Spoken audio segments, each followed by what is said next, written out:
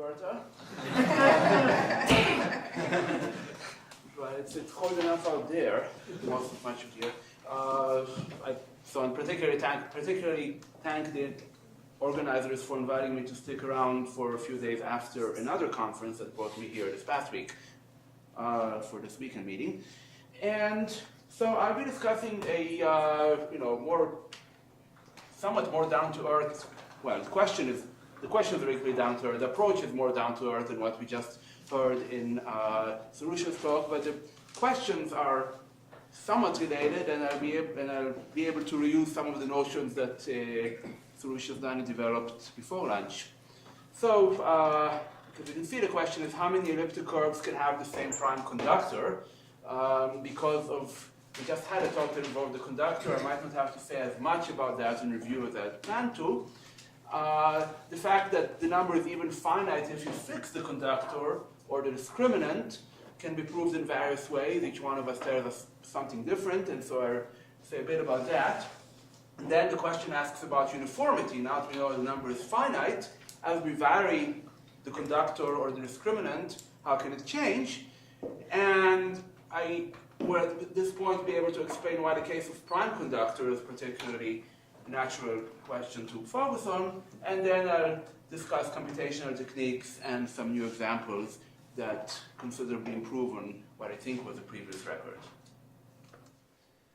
Okay, so again, much of this is review. An elliptic curve, the genus 1 curve with a distinguished rational point, using sections of, well, O of 2O, which we call X, and of 3O, which we call Y, we get a map to a cubic plane curve of this form.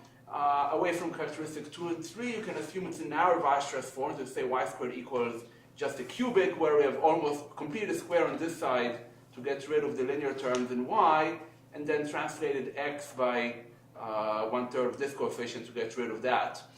And the subscripts are weights. It's not a typo that have 1, 3, 2, 4, 6 instead of 1, 2, 3, 4, 5. If I scale x by a square and y by a cube of some non-zero lambda, then I get the same equation except a1 is multiplied by lambda, a3 by lambda cubed, and then lambda squared is 4th and 6th. Okay, so in terms of these coefficients, the discriminant is some polynomial. It's given by this formula where C4 and C6 are certain simpler polynomials of the respective weights, and it detects whether the curve, among other things, it detects whether the curve is singular. So for example, if you have the curve in narrow Weierstrass form, C4 and C6 are basically A4 and A6 with some conventional scalings, and then the discriminant delta is 16 times the polynomial discriminant of this curve. So again, it's 0 if and only if the curve is singular, and so for an elliptic curve, delta is non-zero. For a curve that remains non-singular, modulo a prime other than 2 or 3, delta is not a multiple of p.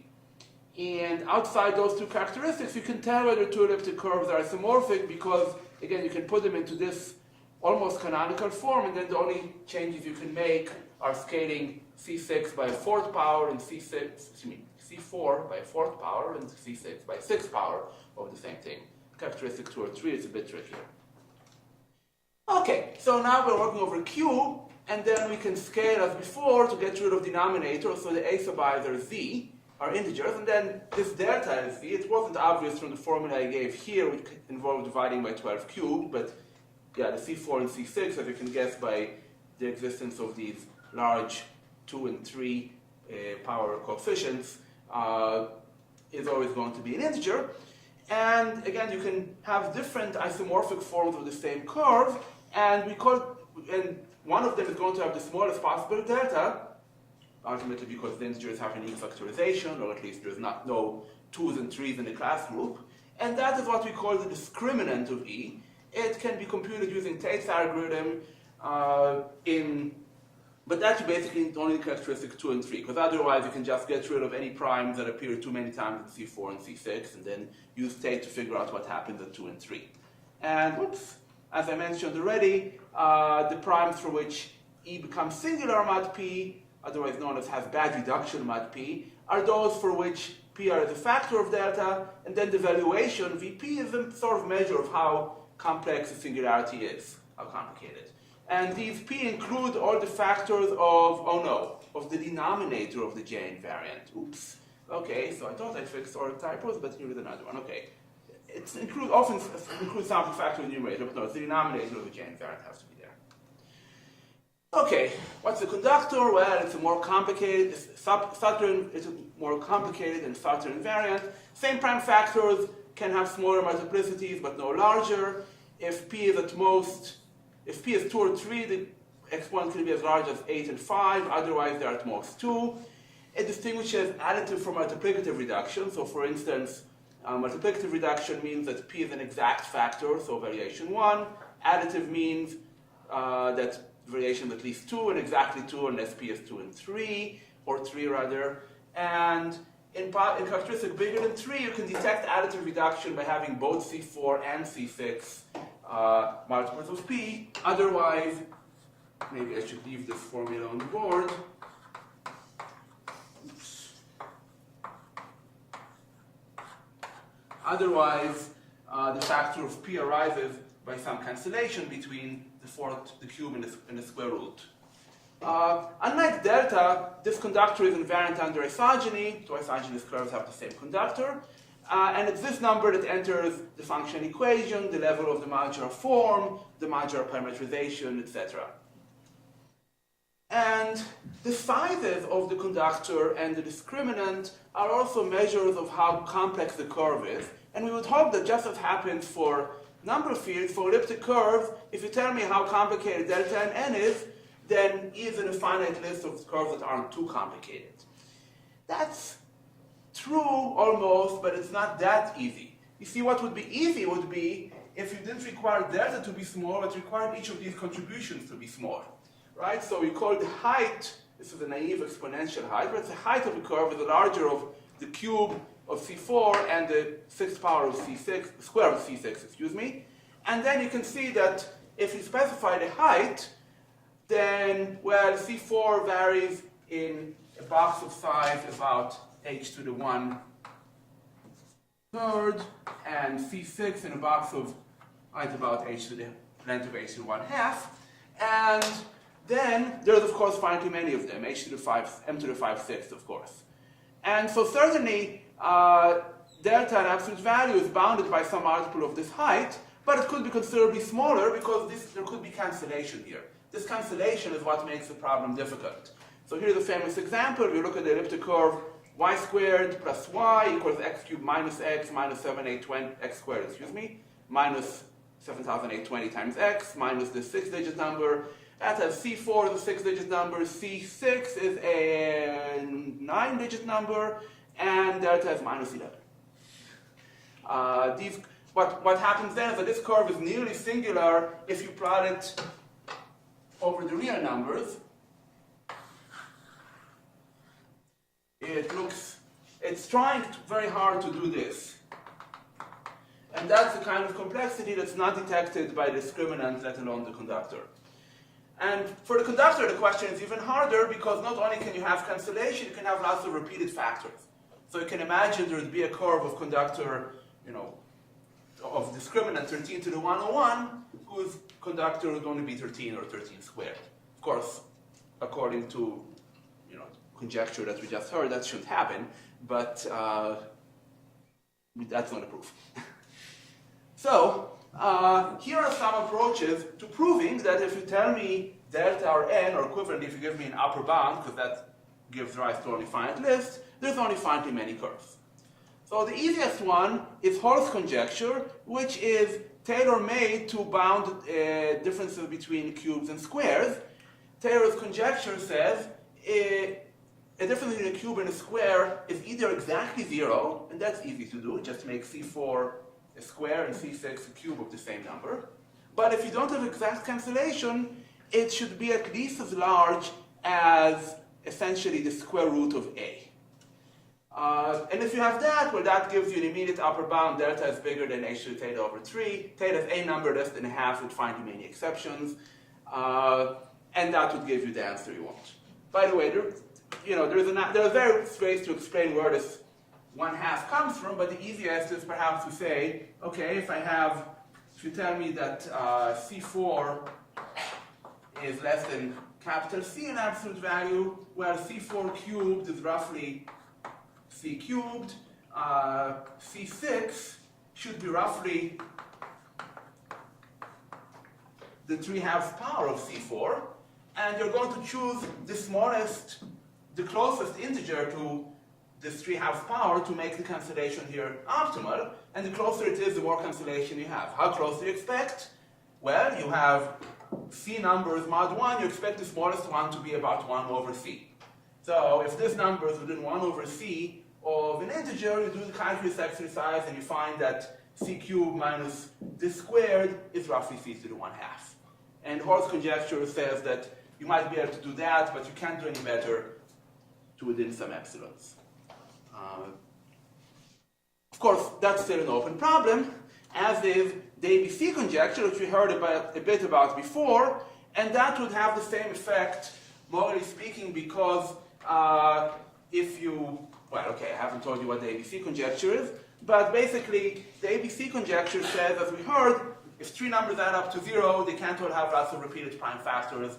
This has lots of repeated prime factors because any prime factor of C4 occurs 3 times.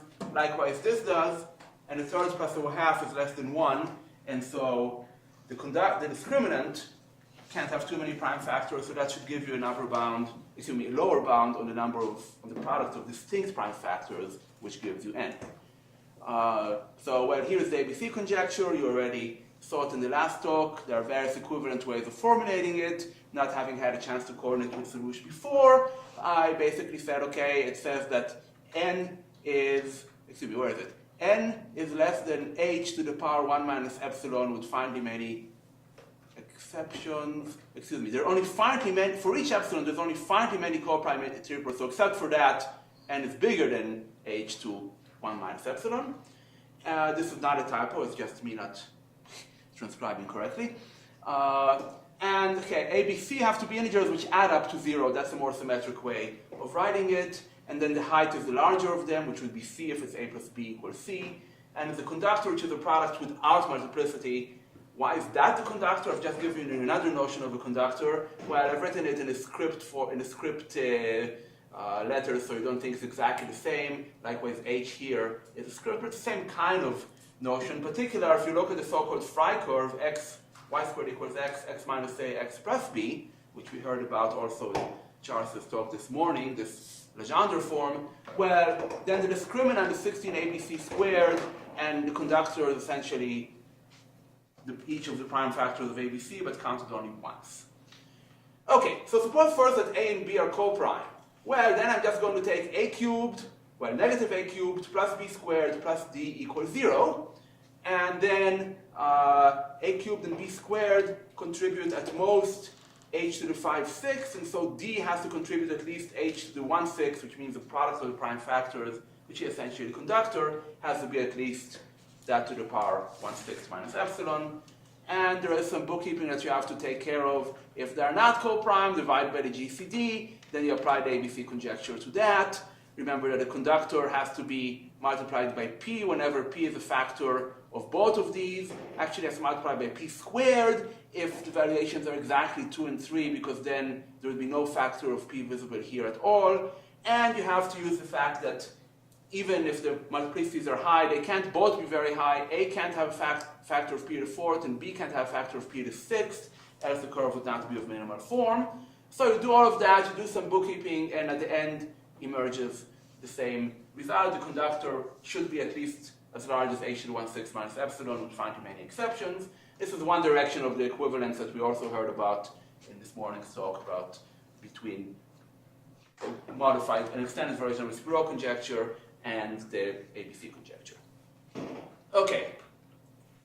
Again, I'm using quite the word conjecture all the time because these are all conjectures, so even if you accept that they imply the finiteness result I'm after, it's not a proof because nobody knows how to prove, well, nobody has been confirmed to know how to prove the ABC conjecture. Okay. Modularity, on the other hand, which you also heard about, is a theorem. It says that up to isogeny, curves of conductor n correspond to one-dimensional factor of the Jacobian of a certain curve x naught of n. And so the genus of this curve is an upper bound on a number of isogeny classes. And what's more, the size of an isogeny class is finite. If you give me an elliptic curve over Q, it's not too hard to show there's only finitely many non-isomorphic curves isogynous to it. In fact, there is a much harder theorem of Mazur that implies that this size is at most 8, and that gives us a bound saying, well, the number is at most 8 times the genus of x naught of n. The genus of x naught of n is essentially n. So the number of solutions not only is finite, but essentially can't grow any faster than n.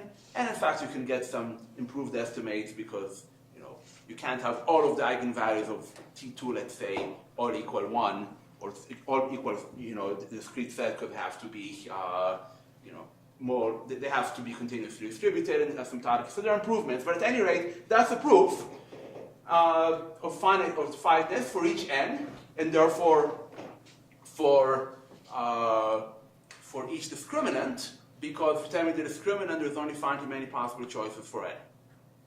And we take each of the prime factors of D and take it to power 1 or maybe 2 if it's multiple factor. So that's the proof. The problem is it relies on a really, really hard and rather recent theorem by actually 5 authors, if I counted right, because Wiles and then Wiles-Taylor proved it in a semi-stable case, which is the case that the conductor is square-free, and then there was another 4-author paper by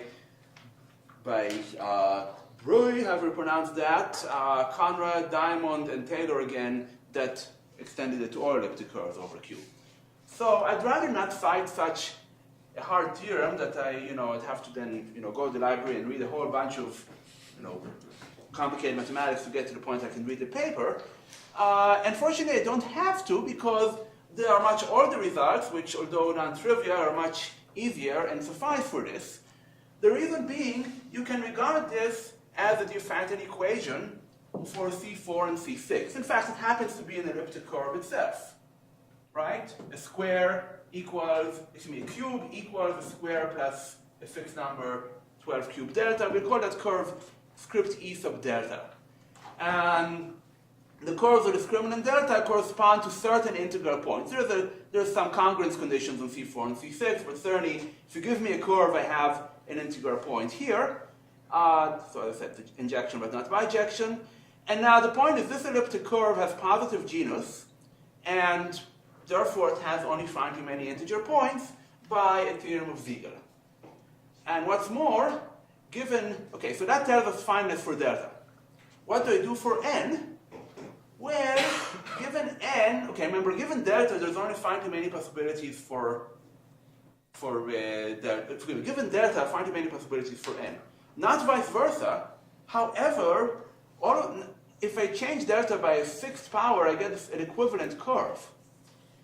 And up to 6 powers, if you tell me n, I know delta. So there's only finitely many curves I have to consider, but of course the isomorphism involves dividing by squares and cubes of primes contained in delta. But that's okay, or in n, excuse me, but that's okay, because the resulting points will still be S integral. They may have denominators, but only at the prime dividing n. And there is an S integral version of Siegel's theorem, which says that such points are also finite. So that gives a proof that gives an actual, a proof using only mathematics that's about 100 years old for this finiteness result. There is an alternative solution, which has some advantages. Still starts from the same Diophantine equation, but I'm now going to reduce it to a question. You can do it for any elliptic curve, but it's particularly simple for these, because you can just factor this. It's a square plus, that doesn't look like minus a square, and also factor x squared minus y squared. Okay, so extend your number field by the needed square root, and then I can factor it. Once I do that, I have a square equals the product, a cube equals the product of two things, which differ by a constant, differ by 2u. And so each one of them separately has to be a cube up to finitely many choices depending on the prime factors of u and depending on things like the class group, etc. But all things that are straightforward to compute. And once you tell me what C6 plus u and therefore C6 minus u is modulo cubes, I get a cubic 2A equation. I'm going to give an example on the next page, if it's not, because it's not clear how this arises. A 2A equation is a Diophantine equation where the right-hand side is a constant, non-zero constant, I should have said, and the left-hand side is a homogeneous polynomial with distinct roots. And then 2 proved that such an equation of degree at least 2 has finitely many integer solutions, and 3 has at least 2. And the same thing you can do with conductor n using S integral points. So here's an example back to our curve back to the case of discriminant minus 11. So here u, remember there's a 1728 that we have to multiply, actually minus 1728. So u is 24 times root 33. The ring of integers is this. And then you have to have C6 plus or minus u or cubes up to factors of 2u. So let's look at the factor that accounts for the large solution. That's a factor which is written like this in terms of, just 1 and square root of 33, but it's actually quite simple. It has norm minus 8. Again, there's cancellation, but this kind of cancellation we understand. So now you take z. What's z? Well, remember that we had this equation. Where was z? Oh yeah. So we had this equation. There should be a z on the board here. Excuse me. That's why I can't find it. I'm in Canada. I should look for a z. Okay, where's the z? Here it is. It was P of Mn if you go back one slide. Thank you. Just have the M and N, I think. Do you see a z here anywhere? No, just Okay. M and N. Right, okay. So here, z is equal to m plus n root 33. And then, so here I said C6 plus u should be this number times the cube. Well, here's that equation. And then I just unwind it. I write z as m plus n root 33. I expand the cube of that, and I set the real part, so to speak, the rational part to equal 24, and there's my 2a equation, which I'm supposed to solve for integers or possibly half integers because of this. And it turns out there's a rather large solution. M and n are 403 and 103. You unwind and you wind up with this. There are 3 smaller solutions, one of which corresponds to a smaller elliptic curve, much smaller. It's a curve x1 of 11, which is given with this really simple equation. The formulas for C4 and C6 introduce a few factors that make this a bit larger. And then there are two other choices that give rise to elliptic curves of higher discriminant and conductor because they don't satisfy the right congruence condition. For instance, it's known that if C4 is even, it has to be a multiple of 16, and minus 8 does not satisfy that condition. Okay, so that's an example of how one finds all elliptic curves of a given discriminant, and that's the topic of my next slide about effectivity. So Wiegel's proof is not effective. It gives you an effective bound on a number of points, but not on their height. It doesn't give you an algorithm for finding them, basically because it says, look at all the points up to this level. If there are more than 1,000 points past this level, I'll plug them into this machine and out will pop a contradiction. Therefore, there is at most 999. But you don't expect to find even one of them, and as long as you have not found 999, you don't know that your list is complete. And so it's fundamentally an ineffective solution. And the same was true for 2a. By now, we actually have effective techniques. For Wiegel, though, you have to first compute the group of rational points in this elliptic curve, and that can usually be done in practice for small delta, but we don't know that you can always do it. Whereas for 2a, it's just a matter of finding S units and a few other such things which we do know how to do, and which you have to do anyway if you're going to find all of the rational points here, because that's what you need to do for descent. If you work out the descent, you first of all have to extend your field by the coordinates of some torsion point, and then you have to figure out whether factorization remains a cube, and again, same kind of thing. So it's strictly better in this sense to use the 2a reduction than the Wiegel reduction.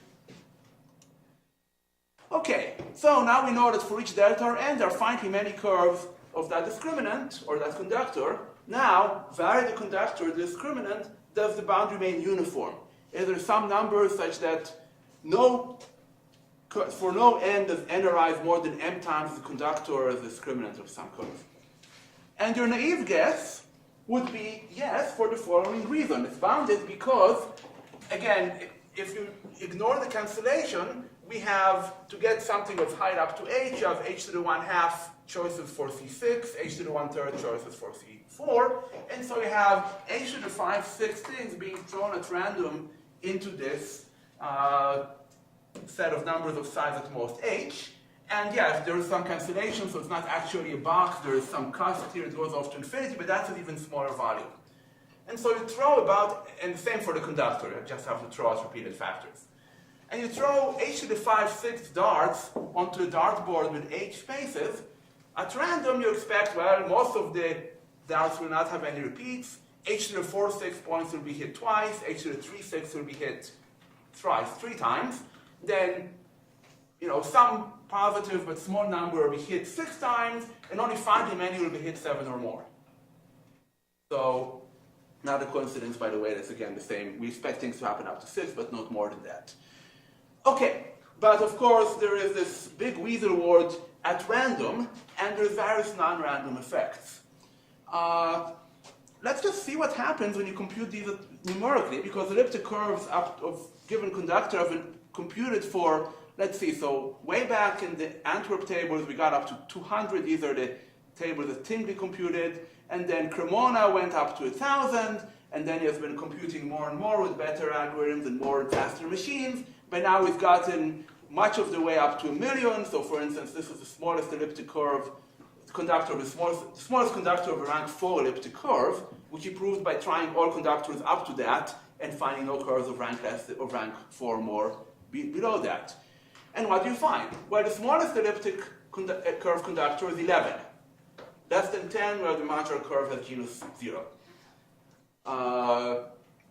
That's a proof using modularity, but that was known already by the Diophantine equations. Then you have 3 curves for n equals 11, but they are isogynous. There are these 2 curves that I showed 2 already. This one, x1 of 11, and there is this one that's 5 isogynous to both of them, which is x0 of 11. Then there are 8 curves for n equals 15, but they are isogynous. There are 12 curves for n equals 66 in 3 isogeny classes. 198 curves of conductor 198, which is almost the end of the table, he has to go up to T, and the alphabet only has 26 letters, and so by the time Cremona got up to 1,000, he had run out of letters, even if he had used Z and Z for 2 different letters of the alphabet. And he had to use a new numbering scheme where now he's going to group all of the curves with the same what you call isogeny class together. For instance, these are 5 isogeny classes, so the first one is 198A, and it's A1 through A4, 198 E1 through E4. These curves will be something like 11 A1, A2, A3, etc. And then he goes up to 10 to the 4th, and again we run out of letters even for isogeny class, so he has to start using double letters. X, Y, whatever, double A, double B, double C, etc. And then you have 52 curves, you have to have triple A, 52 isogeny classes, you have to go to triple A's. By the time he got to 10 to the 5th, he sent out an email saying, here is this conductor, which has quite a few repeated factors, and I have an isogeny class that I have, a curve that I have to call this, with 11 ends. And this is getting rather out of hand, so I'm going to introduce yet a new scheme. We're now going to use lowercase letters, and it's more or less base 26. So this is going to be the curve 61510, lowercase j, lowercase n1. Okay, so this might lead you to suspect that maybe the numbers aren't bounded after all. And of course, then you might also say, well, it could be just a case of small numbers being misleading. After all, if you plot the ranks of random elliptic curves, as far as we have computed, it seems that the average rank seems to be climbing ever so slowly towards 1, but we have various theoretical reasons to expect that the correct behavior is half of them of rank 0 and half of them of rank 1, so the average should be a half. So eventually the curve should dip, but eventually it might take a long time. And in fact, it's not too hard to prove in this case that there are arbitrarily large packets of elliptic curves with the same conductor, and that's even true for the special elliptic curves here. I didn't tell you what their conductor is, but it's essentially within some power of 2 and 3, which have only finitely many choices. It's a square of the conductor of delta.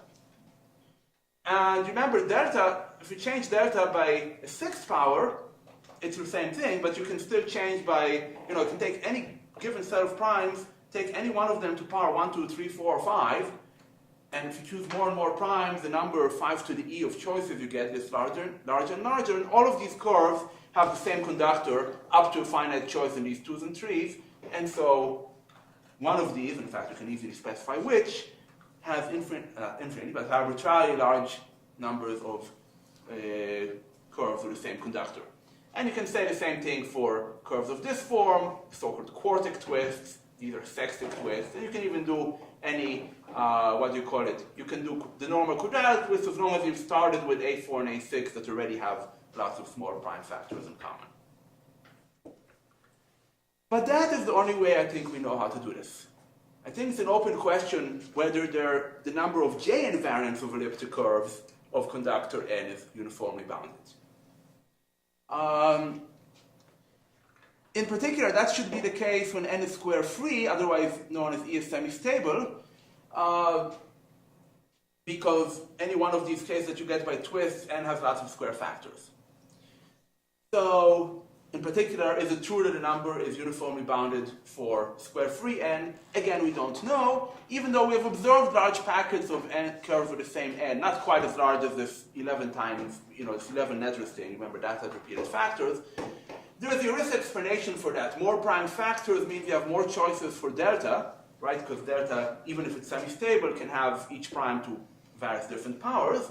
And there's also more Atkin-Naner factors with Jacobian, which remember accounts for these elliptic curves. And you can imagine that the question of whether each one of these 2 to the whatever factors has an elliptic curve in it are all independent, so you have more choices. More chances as n grows, as the number of prime factors goes. However, these effects should wash out at the end, because the number of, 2 to the power of the number of prime factors of n is still n to the epsilon. So it might still be reasonable to conjecture that for large n this holds. What about same discriminant? Well, there's another reason. Briefly, you look at this curve, you fix some delta naught, let's say minus 11, and you look at this curve E sub delta naught, and we can assume it's free of 6 powers, as this number is. And then there are infinitely many solutions of this in rational numbers, most of them with denominators, of course, but denominators have to be of the form d squared and d cubed, and assume that these numbers d, that are essentially the denominators, are square free. We don't know how to prove that this happens infinitely often, but heuristics suggest that they should be essentially random numbers, some positive proportions should be square free, and if that's true, take some number of them, of these d's, let capital D be the LCM, and let the new delta be d to the 6 times that, and so E sub delta is the same as E delta naught, but all of these things which had d's in the denominator become integer solutions. And each one of them gives rise to a curve with the same discriminant, well, maybe up to a factor of 2 to the 12th, but again, that's only finitely many choices, and so one of them should arise as many times as we want. That does not solve the conductor problem, because which of these primes will be squared and which will be to the first power is still going to vary. But this will give us probably as many curves as we want to the same discriminant. Of course, this discriminant is very far from square free also. It contains lots of 6 and 7 powers. So I think now, how many minutes do we have left? 15? 15, okay. So by now I think we see why it's natural to restrict to the case that n is prime or that the absolute value of delta is prime. It's not just numerology, it avoids a natural question. It's a natural question because it avoids the natural tricks that we could apply when you allow repeated factors. It also avoids this confounding issue of Atkin-Naner signs. There is only one Atkin-Naner involution when n is prime, and so you're not going to see this n to the epsilon confusion of having more and more Atkin-Naner factors to look in. And there are some further features. If n is a prime, then the discriminant basically has to be the same prime or minus it. There's essentially only one exception, which is if p is n squared plus 64, there is one curve, the Setzer-Neumann curve, that has the discriminant p squared. And there are 3 or 4 other cases of conductor 11 to the 5th, which we saw already. This will be discriminant 11 to the 5th, 17 squared or 4th, and then conductor 19 and 37 can happen also. I don't remember whose theorem it is that this is the last case. I mean, you can certainly do it level lowering, but I think it's more elementary than that. At any rate, it's a known result. So basically asking the prime or the prime discriminant or prime conductor question is the same. And there's only two choices if you give me n for delta, namely n minus n. And also computing all the curves of a given prime conductor can be a bit easier because there is this graph method and there are somewhat more extensive tables available. And you might also hope that the Caporazza, Harris, Mazur, and Abramovich results, which basically deal with uniformity of number of rational points on a curve, of rational points on a curve genus 2 or more, this is sort of the same kind of question, and so maybe if you believe some analog of, the fact that of the conjecture that a variety of general types should only have finitely many random points, you could do it here too. But last I asked Abramovich, he doesn't know how to do it for this case. This is not, quite a semi-stable. This is not quite a potentially stable, or anyway, it's not. Current methods don't even give conjecture reason why this should be bounded. Okay, finally, the congruence conditions. Remember, I can't use any C4 and C6. They have to satisfy some congruence conditions. Here, they are particularly simple. For example, if the discriminant is plus or minus 1 mod 9, then there is no condition on C6. Well, essentially, C4 has to be either odd or a multiple of 16, and that gives you two choices for C6, and exactly one of them works depending on its congruence class mod 32. Okay, so again, we can compute and see what we find. And again, we find the counts are increasing, but not nearly as an alarming rate as before. Remember, for conductors, we found lots of curves. We found 274. Well, we didn't find. Cremona found 274 isogeny classes of elliptic curves with the same 5-digit conductor. If you go up to 5 digits, the largest multiplicity is 7 for the prime 28279. And I think until a few months ago, the largest known for any prime was for this 8-digit prime, which was computed by Brumer and published in a paper with Silverman about 17 years ago. Okay, it's been a while since 96. Moore's law has had a chance to do its magic, so have the creators of GP and Sage and various other such programs. So it's worth looking again. How do you look? Well, you could just start from this point, look at all of the images, look at all of the numbers that actually arrive, and look for coincidences. This takes time h to the 5/6, because you basically dump all of these points to a single file, and to look for coincidences in a file, you don't look for pairs. You first sort the whole file. That takes time n log n, so h to the 5/6 basically.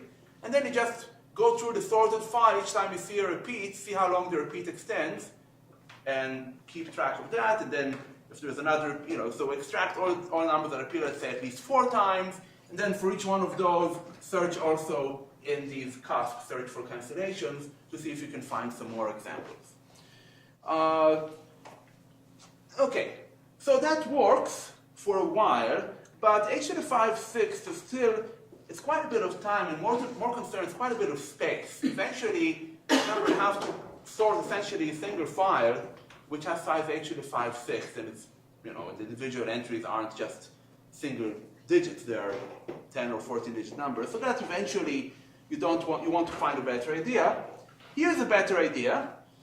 It's the same idea that Mark Watkins and I used in looking for elliptic curves with many integer points.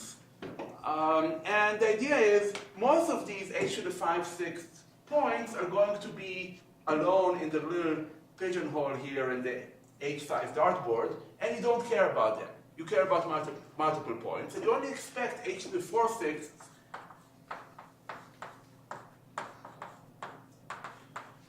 of these points to be hit more than once. And you can actually find those directly without ever touching any of the numbers that appear only once, as follows. Remember, we use this trick about factoring the difference of 2 squares. Here it really is a difference of 2 squares. If you want the same number to arise twice, well, you put the squares on the same side, you find c4 cubed minus c4 prime cubed equals the difference between the squares of c6 and c6 prime. That is to say, you have to factor this number throw out all the cases where one factor is even and one factor is odd. And each time you have a factorization, you can, compute everything, check if it satisfies the congruence conditions. If it does, and if it's within your search region, print it. And the number of factors of an integer, that's most that integer to the power 4/6, that's most that integer to the power of epsilon. And so certainly you won't get any more numbers than h to the 4/6 plus epsilon. And in fact, you're actually going to get at most this times log h. And there's already a factor of log h that we gained here because one of the checks we do is where the number we're getting is actually prime. So, and yes, factoring is not entirely trivial, but factoring these days takes time h to the epsilon as well. And I don't remember, the main issue is not computing for time h to the 5/6, it's storing that much data.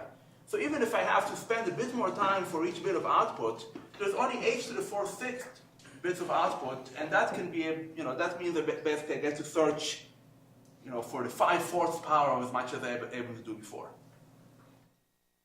So I do that, and very quickly I find that this number delta appears quite a few times. Of course, I'm counting how many times it appears as a pair, and so if it was going to appear 10 times before, it would appear 45 times in this file. And there shouldn't be anything in this file that appears twice or 7 times, so that's a good check for bugs, right? I mean, the number should be a number of pairs, which is always what form n choose 2. And yeah, each single number in my list appeared some triangular number of times, so that was happy to find. And one of them appeared for enough curves I certainly wanted to search further, and I found at least 21 elliptic curves. Okay, so that's already better than 13. But I thought, okay, before I go public with this, let me, put the machine through its paces one last time, set it off for about a week, go all the way up to h equals 10 to the 15th. By that time, the files are going to get so large that I wanted to do something just a bit more clever, which was, well, maybe not clever, but save a bit of space by saying, okay, I'm only going to look at delta which are congruent to 1 mod 4 and either plus or minus 1 mod 9, because almost every number that appears to high multiplicity satisfies these conditions. Basically, if you ask for how easy it is to solve this equation, you will very soon find that prime is congruent to 1 mod 9, plus or minus 1 mod 9, or 1 mod 4. There are many more chances modulo powers of 2 and 3. And so, in fact, that is what one observes, that these tend to appear much more often. And a week or so later, I barely reached this number, which is just under 10 to the 15th in absolute value. It wasn't quite as close as this looked, because I took the search a bit past 10 to 15. But even so, just barely made it. And that turns out to occur for 24 curves. And here they are. So the first few are those that the search found. And we're actually near the very edge of this search region. So even though there are 24 curves, most of them are in the region here, and there are only like 5 or 6 that were found initially, but then there's this whole range of, most of them were found by direct search, and then further one, but it's an elliptic curve, and one trick for finding integer points, large integer points in elliptic curves, to look for differences between points you know already.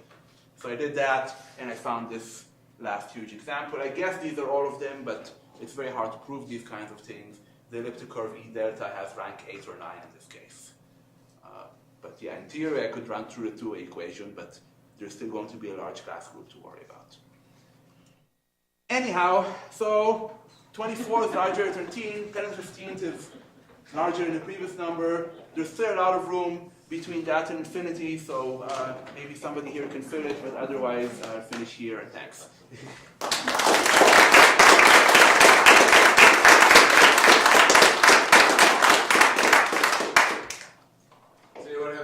Or no?